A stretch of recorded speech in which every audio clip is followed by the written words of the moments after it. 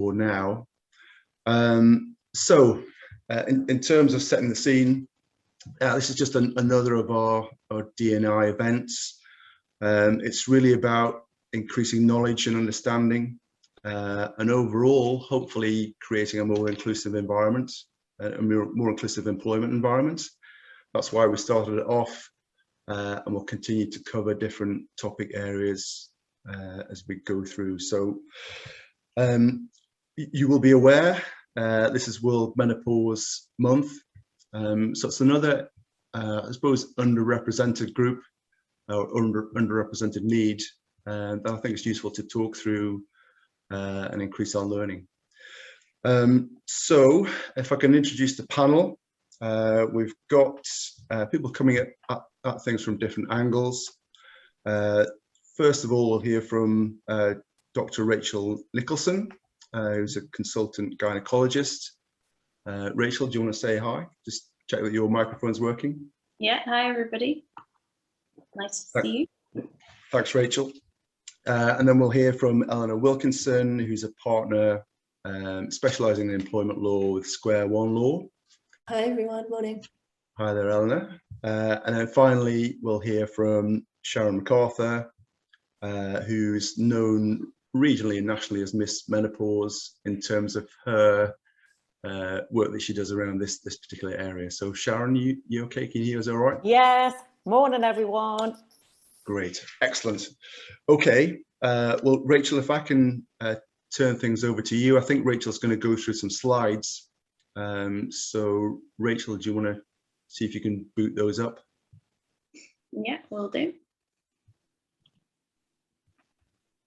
See if the technology works. Okay, is that working, everybody? Yeah, I can see that fine, Rachel. Okay, brilliant. So thanks everybody for inviting me along to do this talk today. So my name's Dr. Nicholson. I'm a gynecology doctor. So after medical school, we do foundation training in various topics, and then we later choose our specialist subjects. So I've chosen to do obstetrics and gynecology.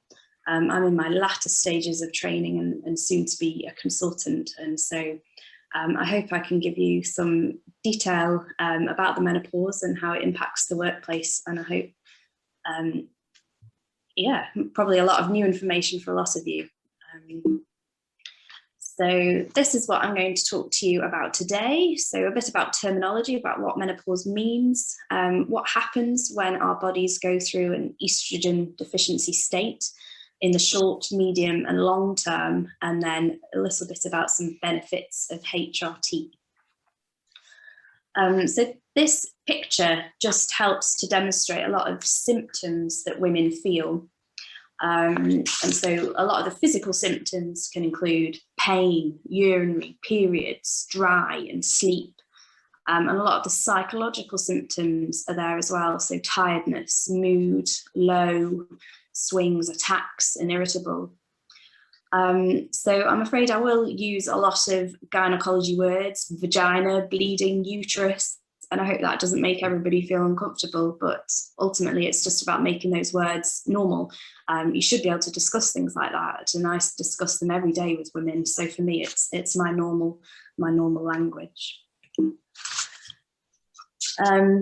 So sadly, a lot of the symptoms that women face, both physically and psychologically, lead to a change in their quality of life.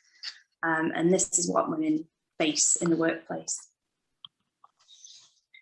And so just to start, this picture helps to demonstrate along years and years ago how women are depicted in the menopause. Like, look at they're distressed, they're crying, they're sad. And the word hysteria originates from the Greek word for uterus, which is hystera. And way back in the 1900s, the Egyptian used to attribute behavioural disturbances to women, in women, to having a wandering uterus. And they later dubbed the word as hysteria. And to treat hysteria, the Egyptian doctors prescribed all sorts of funny medications, such as smells that they can swallow on patients' vulvas to encourage the uterus to return to its proper position, which just seems so bizarre. And the Romans used to accredit hysteria to a disease of the womb or a disruption of the reproductive cycle, such as menopause. So even way back when, menopause had a lot of negative ideas surrounding it. So what is the menopause? So menopause marks the end of a declining ovarian function. So it is an estrogen deficient state. It affects the quality of life physically and emotionally for women and can impact their family, their work, and their social life. And it's quite sad that 3 out of 4 women have symptoms that affect both their home and their work life. It impacts a woman's ability to function at work, their productivity, how mentally engaged they feel at work. So the average age for menopause in the UK is 51. And so age 51, women may be at the peak of their careers, but are they going through the menopause? Is it stress at home? Is it stress at work? So there's a lot to think about. This survey was carried out by Newson Health about women's experience of menopause. And they found that 9 out of 10 women, the menopause had a negative impact on their work. 9% had a disciplinary process due to poor performance. Half women had time off work due to their symptoms. Half women reduced their working hours. And about a third of women considered quitting their job altogether.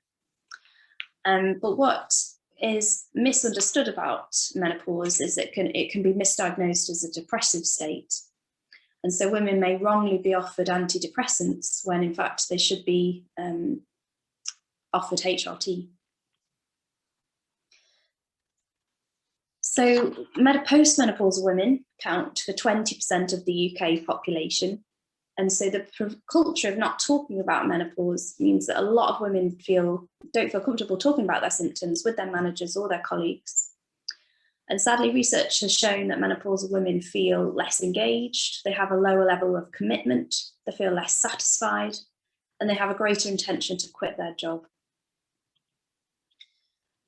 So just a bit of terminology and epidemiology. So what is the menopause? Menopause is the last menstrual period. So you can only diagnose that 12 months after a woman has had no bleeding. The climacteric is the phase surrounding the menopause and is also known as the perimenopause. And this is a time from when the ovaries start to fail. So when women start to have irregular periods and then they get symptoms of the menopause, such as hot flushes. And that lasts until 12 months after the last period. So the postmenopause is the time after complete cessation of periods, which can only be known with certainty after 12 months of amenorrhea, which is there's no periods. Women can experience this earlier. So if they're under 45, that's called an early menopause. And if it is before women are 40, it is classed as a premature ovarian insufficiency. And this may be due to a number of reasons, such as surgery. So if they've had their ovaries removed, their uterus removed, if they've had radiotherapy or chemotherapy for some sort of cancer. So a lot of you might not have seen what a uterus looks like. And so the picture on the right shows a premenopausal uterus. So it's about the size of your fist. And so you can see the picture on the left is what happens to the uterus after the menopause. So it shrinks, it gets smaller. There's less estrogen, there's less muscle, there's less vascularity and blood flow. And that doesn't just happen to the uterus, it happens in the vagina and it happens to the bladder as well. So it's quite nice to see the change. So what happens when women go through an estrogen deficiency state? Well, firstly, their periods stopped, but that doesn't tend to be the biggest problem that women face. The biggest problem that women face is the vasomotor symptoms, and these are the hot flushes and the night sweats, which are the predominant symptom that women and men think women suffer when they're going through the menopause. And that's because that affects 7 to 80% of women. That can last an average about 7 years, but sadly for 4 out of 10 women, that can last up to 14 years. So that's a huge time frame. But it doesn't just affect those symptoms. Women can get mood swings, panic attacks, depression. They can become forgetful, and they have difficulty concentrating and headaches. Later, women can experience other symptoms, and this is predominantly with symptoms due to the estrogen deficiency state, such as vaginal dryness. They can get dyspareunia, which means painful intercourse, and they get reduced libido, which is a reduced sex drive, and that is often because of pain associated with sex and because the vagina is dry. So if you improve those symptoms, then that largely improves women's sex lives and drive. As the picture shows from the uterus, that similar things happen in the bladder, and so women can get recurrent urinary tract infections, and they can also get stress and urge urinary incontinence. So stress incontinence is when a woman coughs, sneezes, laughs, does exercise, and they leak urine. And urge urinary incontinence means when women are desperate to go to the toilet, they've got a key in the door, but they can't quite make it in time. And these are symptoms that sadly a lot of women suffer, but something can be done about it with quite easy fixes. So if you are suffering these symptoms, please do see somebody and access help. It doesn't just affect the vagina though, it affects the rest of the body. So women get thin skin, they get hair loss, broken nails, and general aches and pains. So it is a pretty miserable state of play for a lot of women.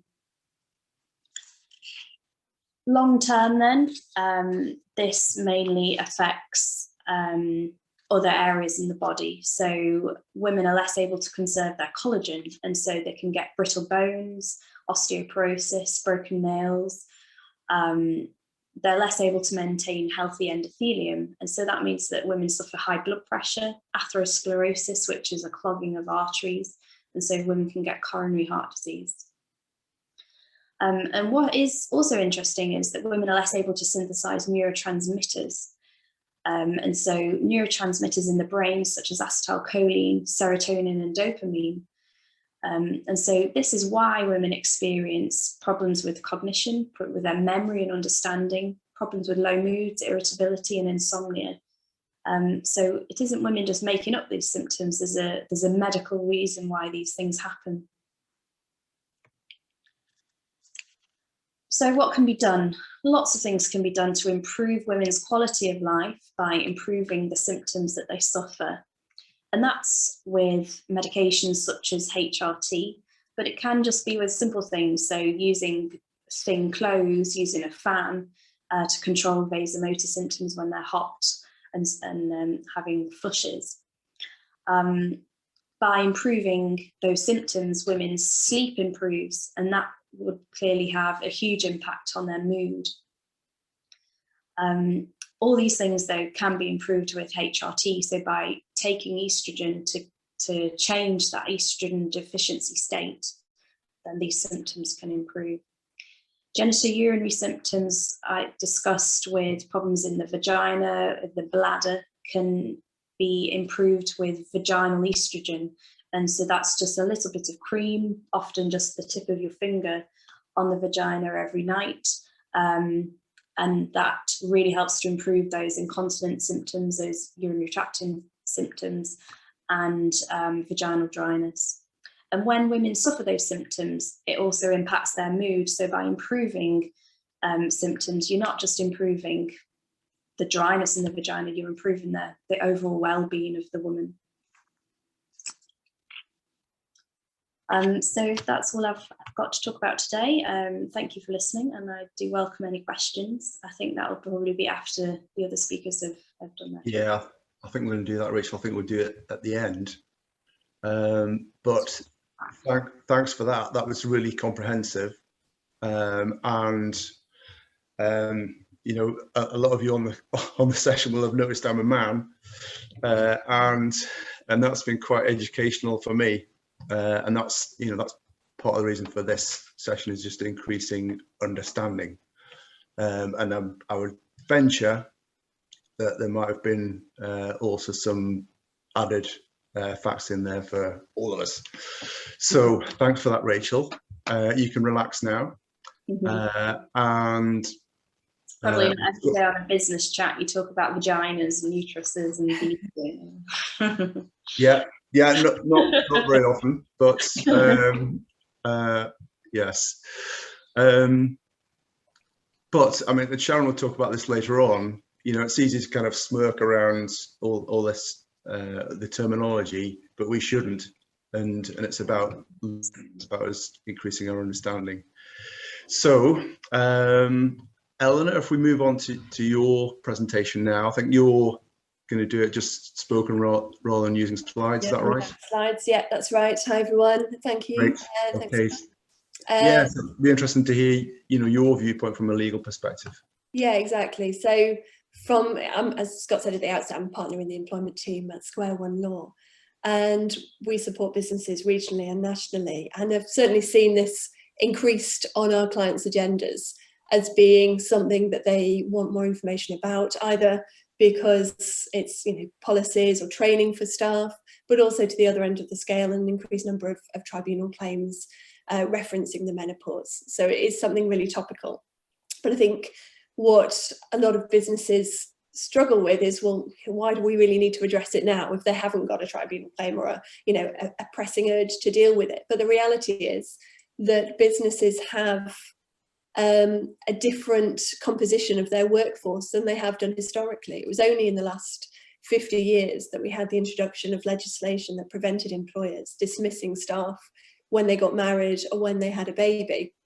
And so we now have a completely different dynamic within the workplace, more women in work later in life than ever before. And so more of that workforce will be experiencing symptoms of the menopause than businesses have ever before had to deal with. And realising the importance of recruiting and retaining skilled and experienced workers. And, with obligations with regards to gender pay reporting and closing those gender pay disparities, retaining skilled and experienced staff is crucial in ensuring that those disparities are reduced. And increasingly people are asking, whether it be an interview or just generally in the course of their employment, well, what are you doing? What proactive steps are you taking, both to narrow pay disparity, but also to support women more generally? And we've even had queries about, well, what is your policy? What are you doing to support women? And so it's increasingly important for businesses to think about it.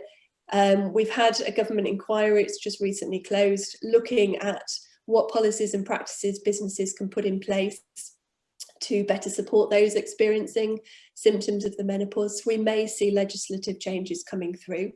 But at the moment, there is and remains a legal risk for businesses to think about as well. And often we look at the physical aspects of the working environment and what changes can be made in terms of temperature, in terms of uniforms and things like that. But it's also really important to turn it around and think about, well, what about the impact of the symptoms on work and the risk that it can pose from an employee who's really struggling with sleep? Not only in terms of the support you need to be providing to those employees, but also the risk it can pose to the business. And from my perspective, and looking and working with businesses at how they can better protect themselves and mitigate against risk, looking at those root causes of risk and analysing how they can be developed really supports the business from a different angle. And ultimately, until women feel comfortable to raise these issues, we won't really address them, and we won't get to the bottom of them and allow those issues to be dealt with and the risks to be mitigated. From a legal perspective, this first came across my desk about 3 years ago, and I had my first case involving somebody who was struggling with symptoms of the menopause. And this was a really senior executive. I don't commonly deal with employees and act for employers, but this was a rare instance where I was asked to, and as a senior executive, risen through the ranks to the top of her game, but had made a mistake and ultimately had disciplinary proceedings commenced in relation to her. And she hadn't felt comfortable, neither during her working life nor in the sort of initial investigation stage, to raise this as an issue that she'd been really struggling with. And she'd felt absolutely desperate at times, but just hadn't felt like she was in a working environment where she could raise it. Ultimately raised it at the disciplinary stage when, that it was really important that she did do that. And the employer took the view that because it hadn't been raised earlier, that was suggestive of her lying and making that up simply to try and save her job, which just demonstrates a lack of perception of just how difficult it is for women to raise these issues and to feel comfortable to raise them, both during the work and even in a disciplinary process. And ultimately they just disregarded and failed to grapple with the issue. And ended up, it didn't go all the way through. It rumbled on for a long time, but was ultimately resolved. Because I think for that business, they recognised that there was a huge reputational issue for them. Their main demographic of their customer base were women who would all, have gone through menopausal symptoms, and to have a big case dealing with that would have, have huge ramifications for them. So that was the first case that I dealt with, but it is difficult to run a tribunal claim in relation to this successfully. Anybody can bring any claim, but a successful one, and they tend to range on relation to disability, in relation to age, in relation to sex claims, as well as potentially linked to unfair dismissal. And with a disability discrimination claim, for example, the first hurdle you have to get over is establishing that actually these symptoms are sufficient to meet the statutory criteria of what constitutes a disability. So that's, is it a physical or mental impairment? Is it substantial? Does it have a long-term adverse effect on that employee's ability to carry out normal day-to-day activities? And we have had cases coming through that establish and have confirmed that can be the case in relation to the menopause. But we had a case that came through the Employment Appeal Tribunal only a few weeks ago, and there are very few at EAT level dealing with the menopause. But it came through earlier this month, where the tribunal at first instance had dismissed the notion that this employee was disabled, despite the evidence that she presented at tribunal of all the symptoms that she was suffering and the effect that this was having on her normal day-to-day life. And she then had to appeal. The appeal essentially said, we can't understand the tribunal's rationale for not accepting that as being a disability in the face of the evidence that was presented, having not specifically rejected that evidence. And so it's been remitted back to another tribunal. And although she sort of succeeded at appeal, ultimately it just demonstrates the high threshold and the difficulties that employees have to go through to get over that initial hurdle. And even once you've gone through that and established that it is a potential disability, you've also got the issue of knowledge. And to what extent does the employer know about this, and whether they have the sufficient requisite knowledge to be held accountable? And we've seen, repeatedly that there isn't that willingness to share, or certainly to underreport potentially. Eleanor, would you mind if I just came in at that point? Just we had a question from the floor, really, from Kate Simpson, just saying, is there any good news, really, and what level of, I suppose, acceptance or to what extent are employers starting to understand the need in this area? Well, I think what comes through the case authorities is, so far, there are employers making great steps, and we're working with a lot who are really taking positive, proactive steps to train. And I think that's something that comes through a lot of the case authorities in relation to disability, in relation to sex, is this failure to engage is where the risk arises. And so a lot of the cases are about businesses who just don't engage with it, whether it's in relation to performance, whether it's in relation to disciplinaries. They just don't, the staff don't have the training, they don't have the knowledge, the understanding, not only of the menopause or the symptoms, but also the effect that it can have on performance, on mistakes that are made. And that's why I say, it's about looking at how this can impact on the working environment, because that's where the biggest risk comes from. And there are companies who are taking great steps in that regard, and who are doing training, and who are making sure their workforce are taking steps. And that's really, really positive to see. But the cases that are coming through are those businesses who are lagging behind, who aren't dealing with it, and whose managers come across disciplinaries, and who think that because their wife's been through the menopause, or their HR advisor who's supporting on it has been through the menopause, that they are leading experts. And what we've seen from Rachel is that actually this affects people in such different ways, and people have such different experiences, that it's not a one size fits all. And it's not a case of we can draw necessarily any conclusions from our own experiences. And it's about engaging with it. And one of the key cases in relation to sex discrimination was that the business didn't even follow its own performance management process. And it was direct sex discrimination, because had a male raised health issues at a performance level, they would have gone off to do further medical investigations. But in that case, they disregarded it out of hand, didn't engage with it as an issue, because they used their own experiences to make certain assumptions. Whereas, had it been a male raising these issues, they would have done. And so, training the staff who have to deal with disciplinaries, who are managing staff in that position, or even just dealing with them. And I think the other element, without going on to it in too much detail, but the other element that comes through the tribunal cases is this issue that it's kind of an area that's fair game for jokes and comments to be made, and perhaps because it's not a protected characteristic, or not defined and as readily accessible in terms of claims, is that it becomes this sort of fair game ground for jokes, for comments, for sort of suggestion that that's all acceptable. And again, that comes through the tribunals cases that we've got in harassment, whether it be by relation to sex, age, or disability, that these comments are sort of acceptable. And it was only a few years ago we had the Deputy Governor of the Bank of England describing the UK's economy as menopausal, to describe it as being past its peak. And that's only a few, that's people in really leading positions using this descriptive word.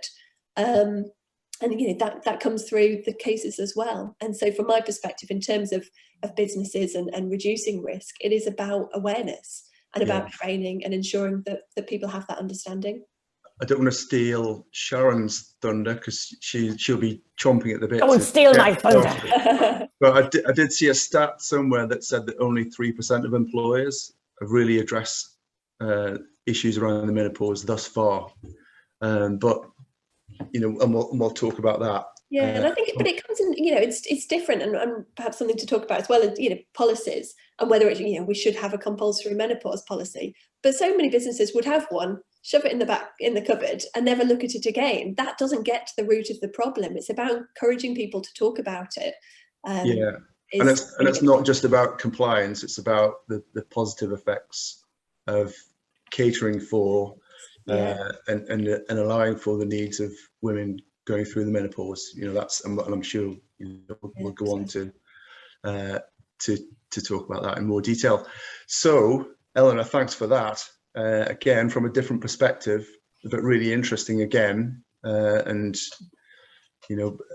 employers, getting into courtrooms and things is a sign of things going wrong, really, isn't it? But it's also a sign that employers need to take it seriously. So thanks, Eleanor. So to look at things from a different perspective, Sharon, you've been waiting a long time. Can I turn things over to you? I'll let you do your own introduction. Okay, well, I just want to say about the menopause, it's the gift that keeps on giving, isn't it? Keeps on giving and giving. So I often say to people, if I have the opportunity, I might want to come back as an indoor cat. But there you go, that's just me. But let me tell I set up this menopause nearly 4 years ago now, and if you told me I was going to get passionately involved with the menopause, I would have said, don't be ridiculous. That's got nothing to do with me in my life. I'm not medically trained. I don't pretend or profess to be. But through my own lived experience, I set up this menopause because I was really, really angry because I didn't know about menopause, and that was only 5 years ago. And I used to be a senior leader in a FTSE 100 company, and I thought I knew a lot of things about a lot of things. And yet when somebody, I have to say, dared to say to me, Sharon, do you not think you could be menopausal? I was absolutely disgusted, because I was like, I'm far too young for that. So to cut a long story short, I did a lot of research, a lot of investigation. There was a couple of key catalysts that led me down this route because of the level of ignorance about this subject matter. And my friends and peers of mine didn't know about menopause either. And I think that's the first thing that I want to say to you as employers. Don't assume that we all know what this menopause thing is. There's been a lot more chat about it recently, but many, many, many women, well, everybody really is in the same boat. So I think it's interesting when you know, Scott was going, oh, men are coming on this call. My mission is to educate everybody, because menopause might have physically and mentally happened to me. But what I would say is, if you've been in my orbit, whether you're a colleague, a friend, or a family member, you would have been impacted with my menopause at its very, very worst. So it's really, really important that we get this idea that it's no longer for women of a certain age. I'm almost like, oh, I can't believe that we're still hearing those terms. But quite often I'll rock up to organisations and say, Sharon, yeah, we want you to educate our women of a certain age. And I'm like, this has got to stop. So we've got to educate everybody, and we've got to understand that most people are coming from a level of knowledge of often practically zero. So they don't know anything. They haven't got a clue. That's what's happening to their minds and their bodies as menopause related. So the saddest things that women say to me on a daily basis are this, is, I thought I had early onset Alzheimer's. That is the most common thing that women say. And that's incredibly sad, isn't it? And then the other ridiculous thing that women say to me from a workplace point of view is, Sharon, I felt so alone. I felt so isolated that I couldn't speak to anyone. What I'm about to say is 100% of reproducing females, whether you like it or not, are going to go through the life event known as menopause. So for any younger people on the call today, I'm just saying, coming to a body near you, whether you like it or not. So there's no escape. You can't go, you can't buy a golden ticket to opt out of the magical menopause. It can't be done. So it's really, really important that when people say to me, what's the best plan? Well, the best plan is, for me, is to educate, assume nothing. So did anyone have what I can only describe as the girl chat at school? Now, Scott, I know we've talked about this. Now, in my school, you wouldn't have known about the girl chat because all the boys were sent out to play football. And that was gorgeous for them. We were all herded as 10 and 11-year-olds into the big hall. And then I was told I was going to bleed every month for over 30 years. I was like, oh, is this normal? And then I was shown something horrific called a Dr. White's belt, which was absolutely more terrifying than being told I was going to bleed every month for 30 years. But the point being is, the biggest stressor I had at age 10 and 11 was, what was I going to wear at the school disco? And was I going to get my French homework done on time? And now, because of brilliant initiatives in the 21st century, gender pay gap, D&I initiatives, mental health and well-being is a huge hot topic, and quite rightly so. And we've got women who are the main wage earners in their families, single parent families. We're being encouraged, aren't we, to take on more and more accountability. Absolutely the right thing to do. And yet, this life event called menopause comes along for most women, mostly in their 40s, and makes them think they have early onset Alzheimer's. So I shouldn't be holding education sessions up and down the UK where I have senior women bursting into tears. It's happened 3 times in 6 months. The first time I thought, Sharon, what have you done? Have you upset this person?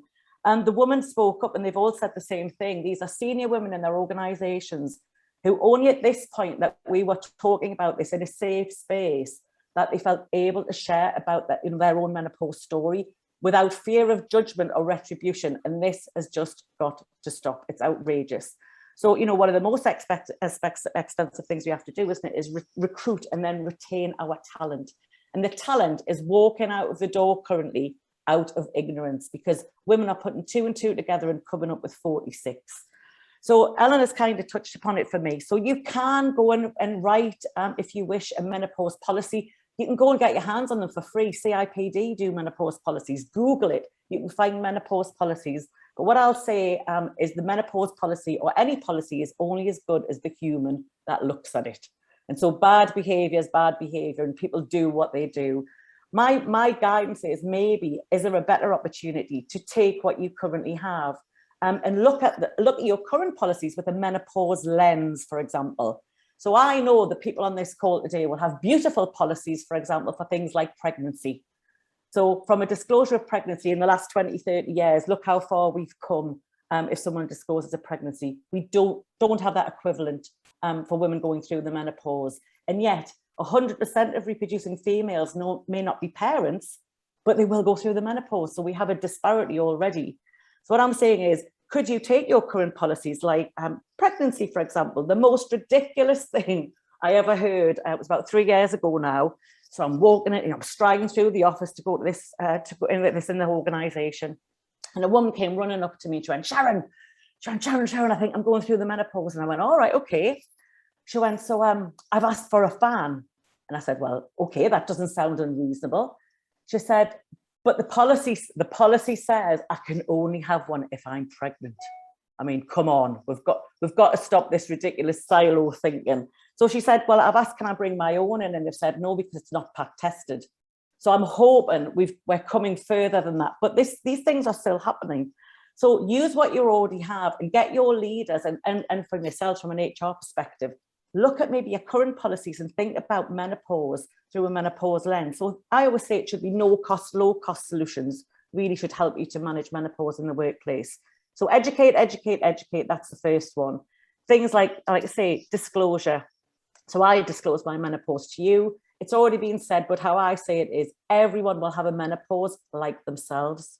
You will have a menopause entirely like you. It might be similar to friends, family and colleagues, but it won't be the same. And that's what makes it incredibly difficult, because what might work for me, and I get super enthusiastic about, might never work for you. So we become a live living experiment really throughout our menopause until we find the thing that works for us. So I've worked with organisations who've done things like, for example, they've checked out what's in their bathrooms, what vending machines they have. Now, let me tell you, you might have vending machines in your organisations now, but often what they're going to vend are things like this, which if you're having a heavy period, they are neither use nor ornament. So some organisations don't even have vending machines. So I was working with a group of people who were non-managers. They were women who were passionate about helping their organisation to make a difference. And they went through all of their buildings and they realised that some had vending machines, some didn't. And all they, what to do is they costed out, they got, and I'm showing the age now, Tupperware boxes. So boxes with lids on. And they came up with the idea that they should have various products in those boxes to help women who might be having heavy periods. And we also know period poverty is a thing as well, which, don't get me started on that. But the transformation in terms of the feedback and the engagement was massive. And it really cost pence. What it cost was the thought process to think through a menopause lens of what might help and encourage those women and help them if they were having a heavy period. So it's really no cost, low cost solutions. And that's the thing. And I also say, when you educate everybody, many of the women who will come along, and men, some of the most profound feedback I've had has been from men who've said to me, Sharon, learning about menopause is probably going to help to save my marriage. So if you care about mental health and well-being, if you care about engagement, and if you want to be congruent with what you do and what you say, then you cannot afford not to talk about menopause in the workplace. I'm working with, for example, elements of the NHS where the current trust I'm working with is 75% females. That's a ticking time bomb, and that's even greater in that organisation. Yet I've spent this week working with 3 manufacturing sites, all different organisations, where their gender balance, they say only 10% female. Do you know what I mean? Only. That's still a lot of humans.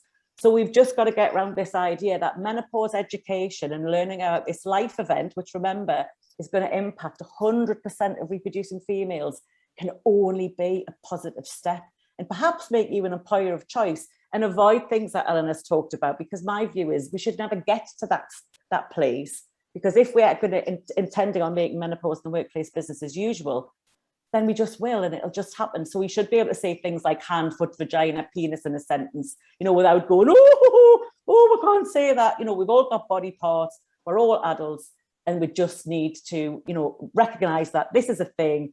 Menopause is in the workplace, it's here to stay because of our aging workforce. and let's enable everybody to work through it so we can get out the other side. That's all women want. Thank you, Scott. Over to you. Great, thanks, Sharon. I mean, it's an obvious one, really. I mean, you mentioned pregnancy there, the allowances that have been made around that. I'm thinking myself, things like adoption. People get given allowances at work if they're going through that sort of period in their life, and it affects a lot more people, but has got a lot less attention. So yeah, the thing is, if we educate everybody, not just women of a certain age and not just line managers, if we educate everybody, most women are crying out to learn about, this life event, which will impact them. So, let's educate everybody. Let's not segregate. And when I go in organisations over the last nearly 4 years, I used to have different content depending on the audience. And now the content is the same for everybody. So let's be adult and let's give everybody the same level of information. Let's talk about, the Equality Act. Let's not hide anything, but let's just make sure that women are enabled to work through this life event and get out the other side. That's it. We've had some comments come through. Sorry to interrupt, Sharon. Just a couple of people, Jackie and Trish, saying that their employers are embracing this, so that there's some positivity coming through. So just going on to questions, we've got a couple of questions. We're kind of running out of time, so we'll try and squeeze as many in as we can. Actually, Rachel, can I go to you on the medical side of things? I mean, there are other treatments other than HRT, and Sharon, you mentioned this the other day. Can you tell us a little bit more about the risk of cancer, or specifically breast cancer, around the use of HRT? I know that can be a barrier to people heading in that direction. Yes, absolutely. There's a lot of barriers that women face accessing HRT, but you have to think of what are the benefits of HRT. And often for women, the benefits will outweigh the risks. What is advised with HRT is that you take as small a dose as possible for as short a time as possible. But if women need it for longer, then they need it for longer. There's different types of HRT, so you can take it cyclically, where you take it every day, continuously, and you can take it cyclically, where you add in progesterone. And by adding progesterone, that helps to decrease your risk of getting endometrial cancer. But things like DVT and PE are a risk factor for taking HRT. But you can decrease that risk by taking HRT with a patch rather than as a tablet. And I mentioned about the vaginal symptoms, that can be with a cream rather than a tablet. But sadly, risks do exist. So it's all about balancing that risk and benefit with your GP or with your nurse practitioner. And so sadly, there is an increased risk of breast cancer. We do know that. But if it means that women are going to be sleeping better, they're going to have a better mood, and that affects their general overall well-being, both at home and at work, then clearly the benefit outweighs the risk. So it's trying to think about that risk, but minimizing it by taking it for less time Great. Okay, and just one other question, Eleanor, for you on the legal side of things. You mentioned a government inquiry and further legal protection. Do you think the law provides adequate protection at the moment? In some ways, no, but I think it depends on what protection they put in place as to how effective that will be. So, you can introduce it as a requirement for all businesses to have a menopause policy, but actually that doesn't get to the root of it. And similarly, making it a protected characteristic, I think in some respects puts the emphasis in the wrong place. If we're saying this is about making it something that people can talk about, can feel they can engage with their staff, or the staff can engage with them, I don't think that comes about through making it something that is legislated against in terms of potential claims that can be brought. Having said that, I do think potentially making it something that's a protected characteristic or legislating in that regard reduces the prospect of it being, an area that's fair game for jokes and comments to be made without appreciating the risk But the reality is the risk is still there anyway. So, you know, I don't know that necessarily legislating creates the emphasis on the right place, in the right place, be my view. Yeah, yeah. And we talked before about the positive aspects of giving issues around the menopause greater attention. Yeah. You know, that's got to be a focus. Exactly. It's not beating employers with a stick. It's actually making them realise the benefits of being proactive in this area for them as well as the employees that they engage. Yeah. Okay, so we've got a couple of people having to move on to other things, other meetings. But thanks to Rachel, Sharon, and Eleanor coming at things from a different angle. I found it really interesting. Hopefully you all did too.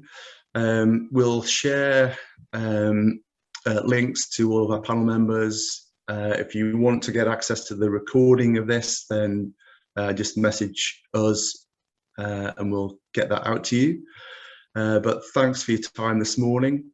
We will be back with another event in the near future, covering another topic area. But this has been really important, given it's Menopause Month, but also because it's really interesting. I think it doesn't get the attention that it should. So thanks again, everyone.